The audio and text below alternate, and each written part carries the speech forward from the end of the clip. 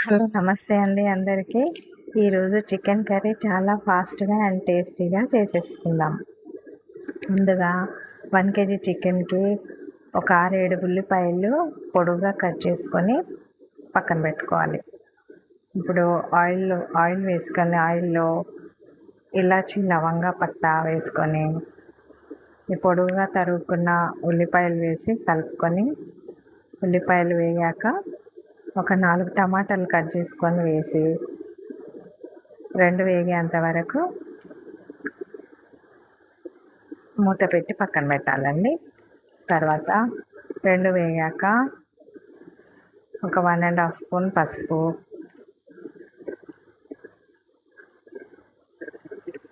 టమాటాలు మెత్తగా ఉడికిన తర్వాత 1.5 స్పూన్ పసుపు, 3.5 స్పూన్స్ కారం, 2 స్పూన్స్ అల్లం వెల్లుల్లి పేస్ట్, ఇంకా 3 స్పూన్స్ సాల్ట్ అన్నీ వేసి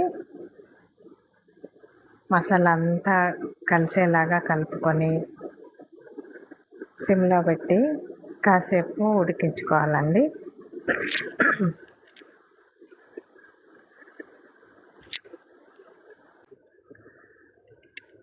మసాలా అంతా అడగంటకుండా మధ్య మధ్యలో కలుపుతూ మసాలా అంతా వేగాక అందులోకి ఒక 1 కేజీ చికెన్ని వేసి కలుపుకోవాలి. ఆ మసాలా అంతా కూరకు పట్టేలాగా చక్కగా కలిపి మంచిగా వేగేదాకా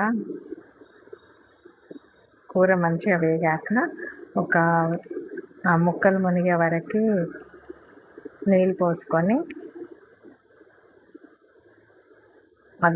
మధ్య మధ్యలో కలుపుతూ సన్నని మంట మీద ఉడికించుకోవాలండి.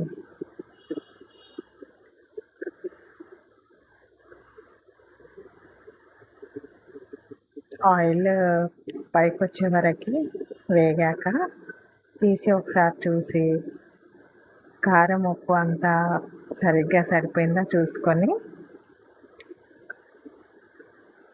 మళ్ళీ ఆయిల్ పైకి వచ్చే వరకు మూత పెట్టి ఉడికించుకోవాలి. ఫైనల్గా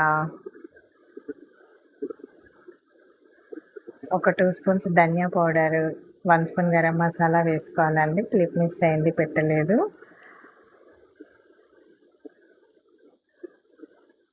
గరం మసాలా ధనియా పౌడర్ వేసి కలిపి ఆయిల్ పైకి వచ్చింది చూడండి, ఫైనల్కి వచ్చింది మన చికెన్ కర్రీ. ఇప్పుడు ఇందులో కొత్తిమీర యాడ్ చేసి కలుపుకోవాలి. కొత్తిమీర యాడ్ చేసి కలుపుకొని దింపేసుకోవాలండి. కర్రీ అయిపోయింది. ఇప్పుడు ఒక ప్లేట్ తీసుకొని ప్లేట్లో వేడి వేడి అన్నం వేసుకొని చికెన్ కర్రీ వేసుకొని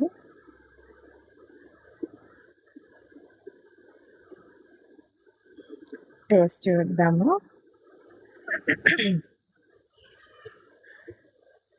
చికెన్ కర్రీ చాలా టేస్టీగా వచ్చిందండి. వీడియో నచ్చితే ఒక లైక్ చేయండి, షేర్ చేయండి.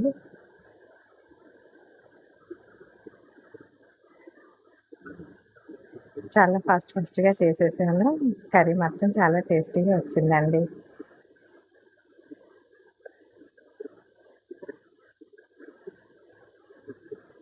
ఈ వీడియో ఎలా ఉందో కామెంట్ చేయండి.